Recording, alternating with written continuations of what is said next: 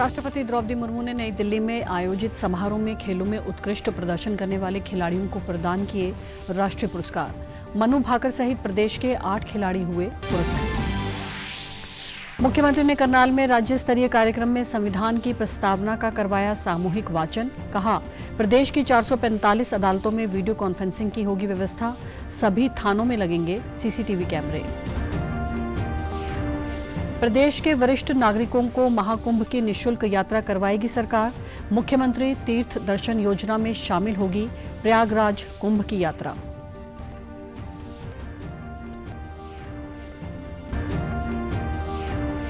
और बेटी बचाओ बेटी पढ़ाओ अभियान के तहत प्रदेश की सभी महिला सरपंच बनेंगी अपने गांव की ब्रांड एम्बेसडर। 10,000 आंगनबाड़ी केंद्रों को सक्षम आंगनबाड़ी केंद्रों के रूप में किया जाएगा विकसित। नमस्कार, मैं भानुप्रिया। अब समाचार विस्तार से। राष्ट्रपति द्रौपदी मुर्मू ने आज नई दिल्ली में राष्ट्रपति भवन में आयोजित एक समारोह में खेलों के क्षेत्र में उत्कृष्ट प्रदर्शन करने वाले खिलाड़ियों को सम्मानित किया। खेल मंत्रालय द्वारा आयोजित समारोह में सबसे कम उम्र में विश्व शतरंज चैंपियन का खिताब जीतने वाले डी गुकेश, भारतीय हॉकी टीम के कप्तान हरमनप्रीत सिंह, पैरा एथलीट प्रवीण कुमार और पेरिस ओलंपिक की डबल पदक विजेता निशानेबाज मनु भाकर को खेल रत्न अवार्ड से सम्मानित किया गया। पेरिस पैरालंपिक में भाला फेंक में स्वर्ण पदक जीतने वाले प्रदेश के नवदीप सहित 9 खिलाड़ियों को राष्ट्रपति ने अर्जुन पुरस्कार से सम्मानित किया। इनमें नीतू घनघस, स्वीटी बुरा, संजय कालीरामन, अभिषेक नैन, सरबजोत सिंह, धर्मवीर नैन, अमन सहरावत भी शामिल हैं। कुल 34 खिलाड़ियों को अर्जुन अवार्ड दिया गया। खेल रत्न के बाद द्रोणाचार्य पुरस्कार प्रदान किए गए। इनमें पैराशूटर सुभाष राणा, शूटिंग में दीपाली देशपांडे और हॉकी में संदीप सांगवान शामिल रहे। पुरस्कार प्रदान किया जाता है सुश्री मनु भाकर।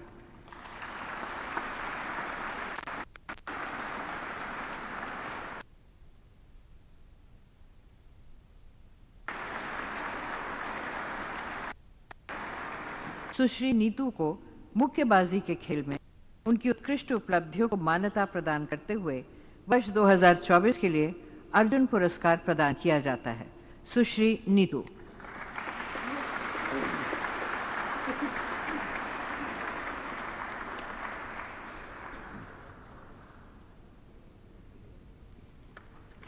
श्री सरबजोत सिंह को निशानेबाजी के खेल में उनकी उत्कृष्ट उपलब्धियों को मान्यता प्रदान करते हुए वर्ष 2024 के लिए अर्जुन पुरस्कार प्रदान किया जाता है। श्री सरबजोत सिंह।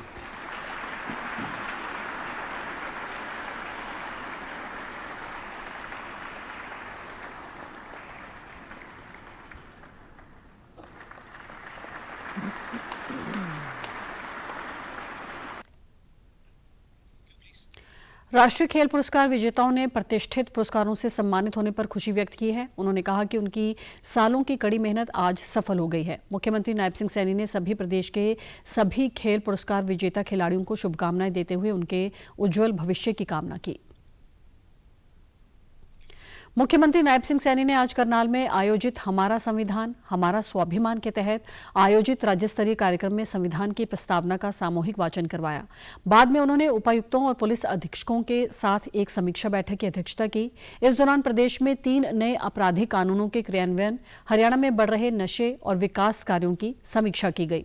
बैठक में मुख्यमंत्री ने घोषणा की कि प्रदेश में 28 फरवरी तक तीनों नए आपराधिक कानून पूरी तरह लागू कर दिए जाएंगे। नए कानूनों के अनुसार सिस्टम में आधारभूत बदलाव करने पड़ेंगे। इसके लिए प्रदेश की करीब 445 अदालतों में वीडियो कॉन्फ्रेंसिंग की व्यवस्था की जाएगी। इसकी सहायता से कैदियों को जेल से ही पेशी के लिए वर्चुअल रूप से जोड़ा जा सकेगा। साथ ही ई समन और ई चालान की प्रणाली को भी जल्द से जल्द अपनाने पर जोर दिया गया। मुख्यमंत्री ने कानून व्यवस्था को लेकर सख्त निर्देश देते हुए अधिकारियों से कहा कि अपराधियों के बीच पुलिस का भय का वातावरण बनना चाहिए। हमारा व्यवहार पीड़ितों के प्रति सहानुभूतिपूर्ण और अपराधियों के प्रति आक्रामक होना चाहिए। महिलाओं के खिलाफ होने वाले अपराधों को गंभीरता से लें और त्वरित कार्रवाई सुनिश्चित करें। मुख्यमंत्री ने अधिकारियों को सोशल मीडिया पर निगरानी रखने और इसे सकारात्मक दिशा में उपयोग करने का सुझाव दिया। तहत संविधान की प्रस्तावना का वाचन किया। सभी ने मिलकर के एसपी मध्य पुलिस अधीक्षक वो आपसी समन्वय बना करके कार्य करें, उसको लेकर के आज ये ज्वाइंट बैठक बुलाई गई थी। अन्य किसी और संसाधन की आवश्यकता है, उन सब को लेकर के भी गंभीरता से उसके ऊपर चर्चा की गई है। इसके अलावा प्रदेश के सभी न्यायालयों में वीडियो कॉन्फ्रेंसिंग सुविधा उपलब्ध करवाना इसमें शामिल है। इसी प्रकार ई समन और ई चलान को भी पूरे प्रदेश भर में लागू किया जाए, इसको लेकर के भी चर्चा हुई है। इससे गवाहों को अपना बयान देने के लिए अब कोर्ट में जाने की आवश्यकता नहीं है, क्योंकि वो वीडियो कॉन्फ्रेंसिंग के माध्यम से डीसी ऑफिस, एसडीएम ऑफिस जाकर के कहीं से भी वो गवाही दे सकता है। अब उसको कोर्ट में जाने की आवश्यकता नहीं है। इन तीनों नए आपराधिक कानूनों को पूर्ण रूप से 31 मार्च तक लागू करने का निर्देश भी दिया गया है।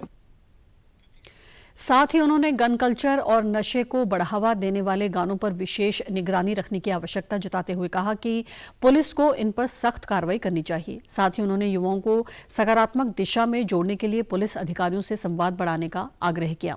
युवाओं को सही दिशा में लाने के लिए संवाद सबसे महत्वपूर्ण हथियार है। उन्होंने उपायुक्तों को निर्देश दिया कि सड़कों पर ब्लैक स्पॉट की पहचान कर उन्हें जल्द से जल्द ठीक करवाएं, ताकि हादसों की वजह से लोगों की जान न जाए।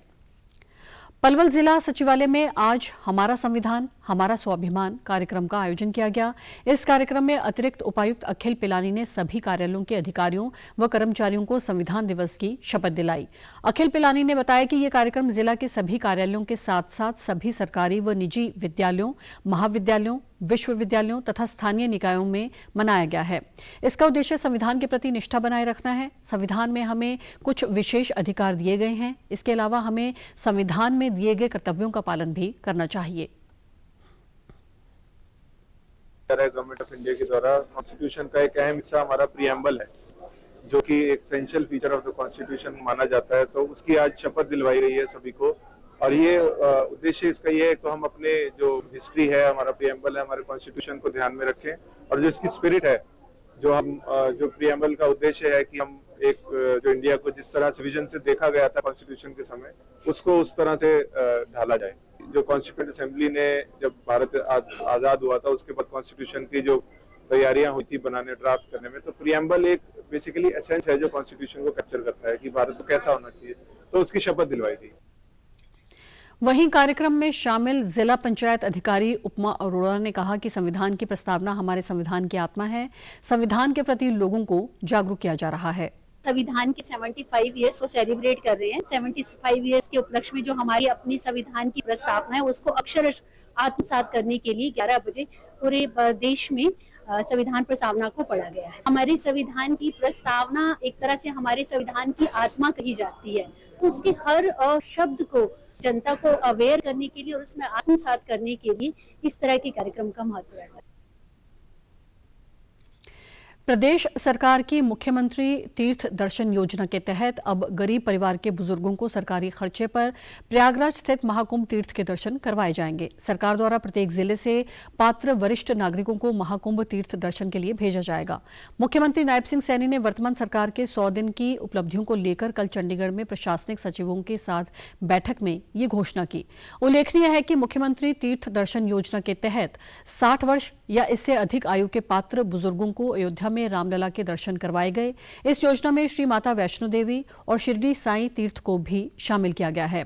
अब योजना का दायरा बढ़ाते हुए बुजुर्गों को अयोध्या, माता वैष्णो देवी तथा शिरडी के अतिरिक्त प्रयागराज में चल रहे महाकुंभ तीर्थ के दर्शन भी करवाए जाएंगे।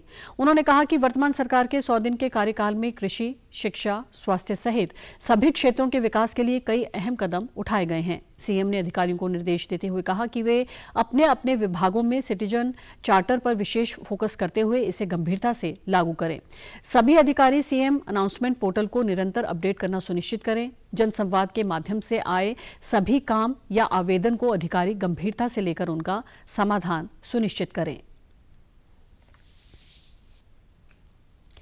मुख्यमंत्री नायब सिंह सैनी ने घोषणा करते हुए कहा कि बेटी बचाओ बेटी पढ़ाओ अभियान के तहत राज्य की सभी महिला सरपंचों को उनके गांवों का ब्रांड एम्बेसडर बनाया जाएगा। इस पहल का उद्देश्य प्रधानमंत्री नरेंद्र मोदी द्वारा शुरू किए गए अभियान में उनकी सक्रिय भागीदारी सुनिश्चित करना है। उन्होंने कहा कि लिंगानुपात में सुधार के लिए अभियान के तहत वर्तमान राज्य सरकार द्वारा उठाए गए कदमों की पूरे देश में सराहना हो रही है। वे कल चंडीगढ़ में महिला एवं बाल विकास विभाग की समीक्षा बैठक कर रहे थे। बैठक में महिला एवं बाल विकास विभाग मंत्री श्रुति चौधरी भी उपस्थित थीं। मुख्यमंत्री ने कहा कि अगले 5 वर्षों में राज्य में 10,000 आंगनबाड़ी केंद्रों को सक्षम आंगनबाड़ी केंद्रों के रूप में विकसित किया जाएगा। 563 आंगनबाड़ी केंद्रों को सक्षम आंगनबाड़ी केंद्रों में अपग्रेड करने के लिए केंद्र सरकार से 563 लाख रुपए का अनुदान प्राप्त हुआ है। विभाग ने 2307 आंगनबाड़ी केंद्रों को अपग्रेड करने का एक अन्य प्रस्ताव भी भारत सरकार को भेजा है। उन्होंने कहा कि लोगों में जागरूकता बढ़ाने के साथ साथ पीएनडीटी एक्ट 1994 के प्रावधानों को सख्ती से लागू किया जाना चाहिए। उन्होंने लोगों को बालिकाओं को बचाने के लिए प्रेरित करने के लिए गांवों में नुक्कड़ नाटक और अन्य कार्यक्रम आयोजित करने के भी निर्देश दिए। मुख्यमंत्री ने इस लिंग जांच के अवैध काम में शामिल लोगों पर नजर रखने और उनके खिलाफ सख्त कार्रवाई करने के लिए प्रभावी रणनीति तैयार करने के निर्देश दिए।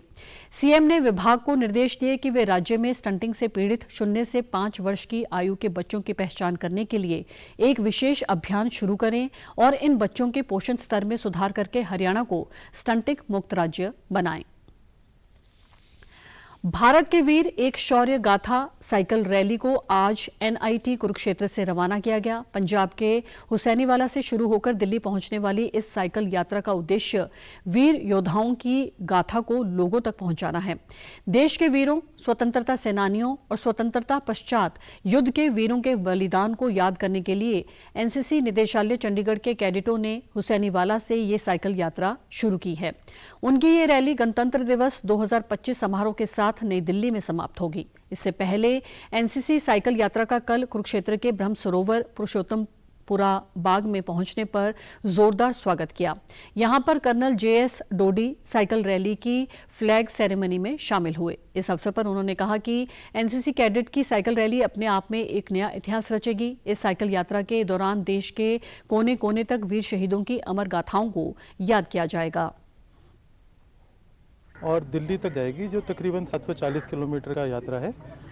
15 दिनों के अंदर जो ये यात्रा कंप्लीट करेंगे, उसके अंदर ये जो पुराने लड़ाई के स्थल हैं जो पूरे देश के अंदर, जो पंजाब हरियाणा के अंदर हैं, जैसे पानीपत, कुरुक्षेत्र, ये सारे जगहों पे, और जो पुराने युद्ध सैनिक हैं, जो युद्ध सेना के स्थल हैं जहाँ पे मेमोरियल्स बने हैं, ये सब जगहों पे विजिट करते हुए पूरा रास्ता कवर करेंगे।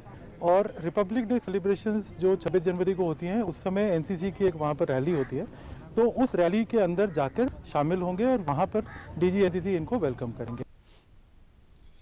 वहीं एनआईटी कुरुक्षेत्र के निदेशक डॉक्टर बीवी रमन्ना रेड्डी ने आज एनसीसी की साइकिल यात्रा को हरी झंडी दिखाकर करनाल के लिए रवाना किया। उन्होंने कहा कि देश प्रेम का जज्बा पैदा करने के लिए ऐसे कार्यक्रमों का आयोजन बहुत जरूरी है। ये बहुत अच्छा कार्यक्रम है बच्चों को लेके। ये ऐसी जगह से इनको ले जा रहे हैं जिसमें हरियाणा, पंजाब और दिल्ली कवर हो रहा है। ये कुरुक्षेत्र, पानीपत, करनाल से होते हुए इनको जितने भी यहाँ पे वीर गाथाएं हैं और वो जगह हैं जहाँ पर युद्ध हुए हैं, उनकी जानकारी देते हुए वहाँ से आगे बढ़ रहे हैं। तो ये मुझे लगता है कि एक बहुत ही अच्छा कार्यक्रम है। और ये अंततः ये बच्चे दिल्ली में रिपब्लिक डे परेड में भी शामिल होंगे एनसीसी विंग के जरिए। तो ये बच्चों के लिए एक अच्छा अवसर है और इनको प्रेरणादायक है। प्रधानमंत्री नरेंद्र मोदी ने आज नई दिल्ली के भारत मंडपम में 6 दिन के भारत मोबिलिटी ग्लोबल एक्सपो 2025 का उद्घाटन किया। इस दौरान उन्होंने कहा कि विकसित भारत की यात्रा मोबिलिटी क्षेत्र में अप्रत्याशित कायाकल्प और अभूतपूर्व वृद्धि की साक्षी बनेगी। देश के ऑटो उद्योग में पिछले वर्ष 12% की वार्षिक वृद्धि हुई। पीएम ने कहा कि मेक इन इंडिया पहल की शक्ति से देश के ऑटो उद्योग की वृद्धि को समर्थन मिल रहा है।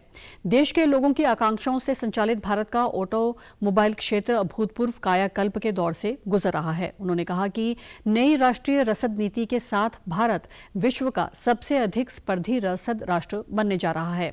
यात्रा को आसान बनाना सरकार की शीर्ष प्राथमिकता है। भारत हरित प्रौद्योगिकी, इलेक्ट्रिक वाहन, हाइड्रोजन ईंधन और जैव ईंधनों के विकास पर भी ध्यान दे रहा है। देश इस समय मोबिलिटी क्षेत्र में भविष्य को दिशा देने के लिए प्रत्येक निवेशक के लिए उत्कृष्ट गंतव्य स्थल बन गया है। भरा हुआ है, युवा ऊर्जा से भरा हुआ है। यही एस्पिरेशंस हमें भारत की ऑटोमोटिव इंडस्ट्री में दिखाई देती हैं। बीते साल में भारत की ऑटो इंडस्ट्री करीब 12% की ग्रोथ से आगे बढ़ी है। इतनी तो दुनिया के कई देशों की पॉपुलेशन नहीं है जितनी हर साल भारत में गाड़ियां बिक रही है। प्रधानमंत्री ने कहा कि भारत इस समय विश्व की 5वीं सबसे बड़ी अर्थव्यवस्था और तीसरा सबसे बड़ा यात्री वाहन बाजार है। केवल पिछले 4 वर्ष में ही ऑटो सेक्टर में 36 अरब डॉलर से अधिक विदेशी प्रत्यक्ष निवेश हुआ। मोबिलिटी समाधानों के लिए 7C यानी common, connected, convenient, congestion free, charged, clean और कटिंग एज के अपने विजन पर बल देते हुए प्रधानमंत्री ने कहा कि हरित मोबिलिटी पर ध्यान देना इस विजन का अंग है। भारत में पिछले कुछ वर्ष में इलेक्ट्रिक मोबिलिटी की तीव्र वृद्धि पर बल देते हुए उन्होंने कहा कि पिछले दशक में इलेक्ट्रिक वाहनों की बिक्री 640 गुना बढ़ गई है। प्रधानमंत्री ने एक्सपो में ऑटोमोटिव और मोबिलिटी क्षेत्र में नवाचार और प्रगति को दर्शाने वाले मंडपों को भी देखा। के रूप में देखें तो हम दुनिया में नंबर 3 पर है। मोबिलिटी सेक्टर के भी अभूतपूर्व ट्रांसफॉर्मेशन की कई गुना विस्तार की यात्रा होने वाली है। भारत में मोबिलिटी के फ्यूचर को ड्राइव करने वाले कई फैक्टर्स हैं, जैसे भारत की सबसे बड़ी युवा आबादी, मिडिल क्लास का लगातार बढ़ता दायरा, तेजी से होता अर्बनाइजेशन, भारत में बन रहा आधुनिक इंफ्रास्ट्रक्चर, मेक इन इंडिया से अफोर्डेबल व्हीकल।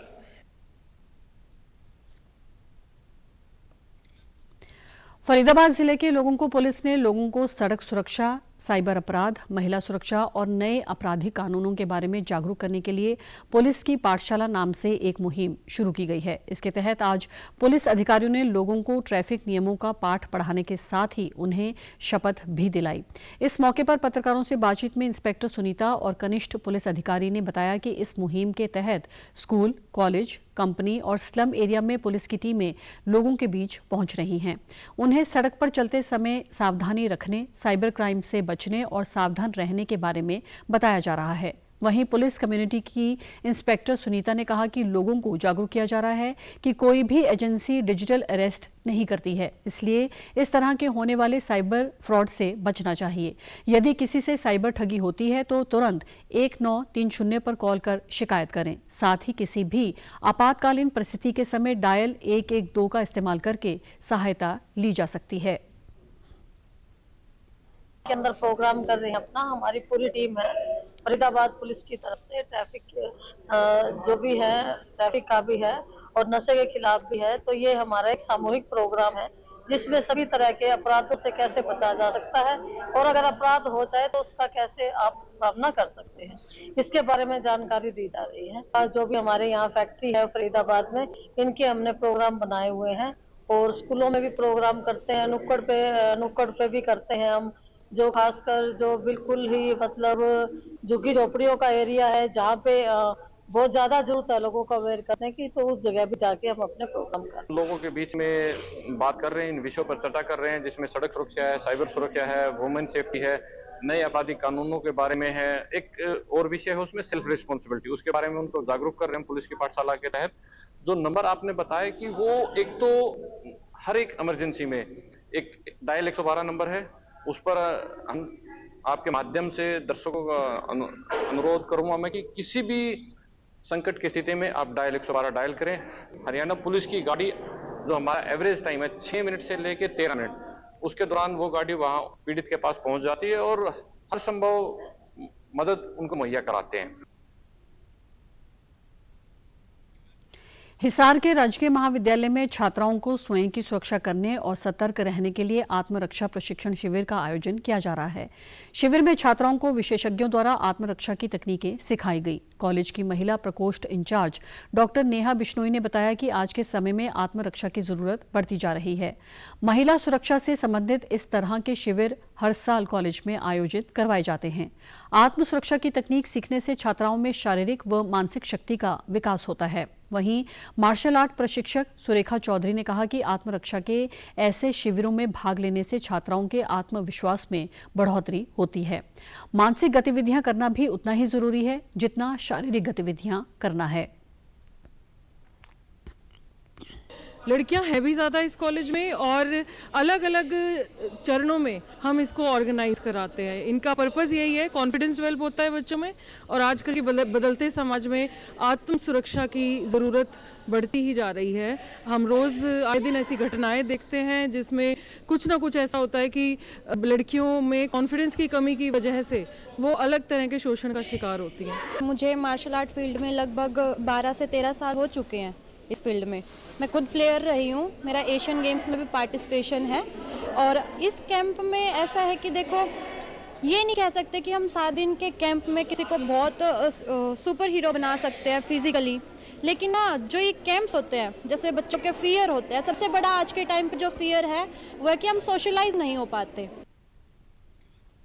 इस अवसर पर कॉलेज प्राचार्य डॉक्टर विवेक कुमार सैनी ने कहा कि आज के समय में हर महिला को आत्मरक्षा करनी आनी चाहिए ताकि विपरीत परिस्थितियों में वे स्वयं की रक्षा कर सकें। सोशल प्लेटफॉर्म का सही उपयोग करते हुए हम घर बैठे भी आत्मरक्षा की तकनीक सीख सकते हैं। वहीं शिविर में प्रशिक्षण ले रही छात्राओं ने कहा कि स्वयं की रक्षा करना हर लड़की, हर महिला को आनी चाहिए। यदि हम आत्मरक्षा में सक्षम होंगे तो हमें आने जाने से कहीं भी डर नहीं लगेगा। अब पढ़े लिखा यूथ है, लड़कियों की बात कर रहा हूँ, किसी काम के लिए इंटरव्यू देने जा रहे हैं, कहीं अकेले जाना पड़ रहा है। यही पढ़ाई है कि कॉन्फिडेंस उनमें रहे कि कहीं अकेले जा सकते हैं। तो किसी वजह से अगर कोई विपरीत स्थिति उनको सामना करना पड़ता है तो वो अच्छे से उसको फेस कर सकें। तो सेल्फ डिफेंस की जो तरीके इनको अभी सिखाए जा रहे हैं। सेल्फ डिफेंस तो हर किसी को आना चाहिए। कॉन्फिडेंस बिल्डअप करता है हमारे अंदर कि हम कहीं भी जा रहे हैं तो हमारे अंदर डर नहीं रहता है कि हम अच्छे से, अगर कोई भी अनएक्सपेक्टेड चीज़ होती है तो हम उनको ईजिली कोप अप कर सकते हैं उसके साथ। हमने पंच सीखा है, कैसे हम जो है ना उसको अटैक को हम रोक सकते हैं, ये चीज़ सीखी हमने। मैंने सेल्फ डिफेंस पहले भी लगाया हुआ है, तो मैं जानती हूँ कि अगर हमने इसको जितना ही सीखा है, जितना भी हम इसको सीखना चाहेंगे, वो हमारे लिए ही अच्छा है। क्योंकि यूँ तो है नहीं कि अब हम 4 दीवारी के अंदर ही रहे हमेशा। हमें 4 दीवारी के निकल के हमें बाहर भी जाना है। तो बाहर ऐसी सोसाइटी है, ऐसी चीज़ें हैं जिससे हमें अपने उनको फेस करना है। तो उसके लिए वो ज़रूरी है कि हम सेल्फ डिफेंस सीखें, जिसके लिए स्वच्छ भारत मिशन के तहत कैथल नगर परिषद की ओर से कल एक विशेष कार्यशाला का आयोजन किया गया। इस दौरान स्वच्छ भारत मिशन हरियाणा के कार्यकारी वाइस चेयरमैन सुभाष चंद्र ने कहा कि सफाई अभियान सिर्फ सफाई कर्मचारियों का नहीं है, इसमें जन भागीदारी भी जरूरी है। हमें शहर की सामाजिक, धार्मिक, शैक्षणिक, व्यावसायिक संस्थाओं को सफाई अभियान में जोड़ना होगा।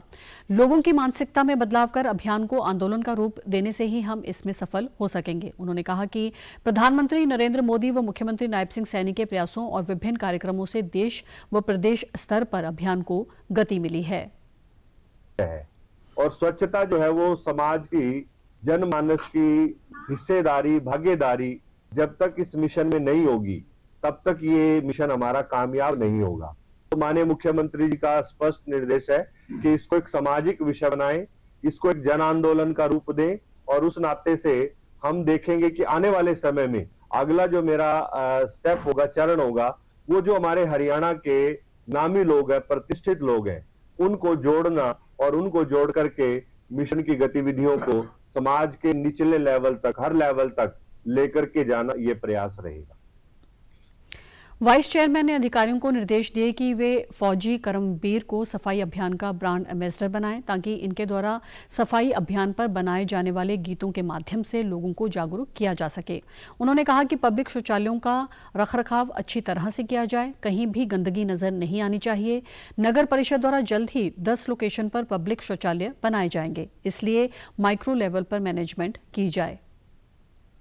टॉयलेट या जनता के लिए या कम्युनिटी टॉयलेट वो बने हुए हैं, उनकी हालत ठीक नहीं है। मैं मानता हूं कि प्रशासन की ओर से कुछ कमी है, लेकिन इसमें समाज का सहयोग जब तक अपने को नहीं मिलेगा तब तक प्रशासन को, सरकार को भी कामयाबी नहीं मिलेगी। आप भी स्वच्छता के नाते से अपनी अपनी मार्केट को यदि आप जिम्मेवारी के साथ, अभी आज ये तय भी हुआ है कि हमारी जितनी भी मार्केट्स हैं उनकी जो एसोसिएशंस हैं उनके साथ मीटिंग होगी। वहां पर यदि कम्युनिटी टॉयलेट की या पब्लिक टॉयलेट की रिक्वायरमेंट है तो बनाने का काम नगर परिषद करेगा, और मेंटेनेंस करने के लिए सहयोग यदि हमें वहां की एसोसिएशन का मिल जाएगा तो वो व्यवस्था लंबे समय तक चल पाएगी। प्रदेश के जन स्वास्थ्य, अभियांत्रिकी एवं लोक निर्माण मंत्री रणबीर गंगवा ने कहा है कि प्रदेश सरकार संकल्प पत्र में किए हर वायदे को पूरा करने के लिए कृत संकल्पित है। सरकार पहले दिन से ही लोगों की सुविधा के लिए जन कल्याणकारी योजनाओं को क्रियान्वित करने का काम कर रही है। मुख्यमंत्री नायब सिंह सैनी ने बिना पर्ची बिना खर्ची के 25,000 युवाओं को सरकारी नौकरी देने का काम किया। प्रदेश सरकार घोषणा नहीं, संकल्प के साथ काम करती है और जो वायदे प्रदेश की जनता से किए हैं उनको पूरा किया जाएगा। वे सिरसा में एक निजी स्कूल के कार्यक्रम में शिरकत करने पहुंचे थे। पत्रकारों से बातचीत में उन्होंने कहा कि बच्चों के सर्वांगीण विकास के लिए अच्छी शिक्षा और संस्कार बेहद जरूरी हैं। प्रदेश सरकार लोगों को बेहतर सड़क व स्वच्छ पेयजल उपलब्ध कराने की दिशा में काम कर रही है। लोक निर्माण विभाग हर साल लगभग 5,000 किलोमीटर लंबी सड़कों का पुनर्निर्माण के लक्ष्य के साथ कार्य कर रहा है। इसके अलावा नई सड़कों का निर्माण भी करवाने की योजना बनाकर कार्य किया जा रहा है। उन्होंने कहा कि जल जीवन मिशन के तहत हर घर को नल से स्वच्छ पेयजल उपलब्ध कराने का काम किया जा रहा है। प्रधानमंत्री नरेंद्र मोदी का सपना है कि हर व्यक्ति तक स्वच्छ पेयजल की पहुंच हो। प्रदेश सरकार इस दिशा में निरंतर कार्य कर रही है। उन्होंने कहा कि नहरी पानी आधारित स्वच्छ पेयजल के लिए जहां पर भी आवश्यकता है वहां नए बूस्टिंग स्टेशन व वाटर वर्कर्स बनाए जा रहे हैं। अधिकारियों को सख्त निर्देश हैं कि निर्माण कार्यों में गुणवत्ता के साथ कोई समझौता न हो।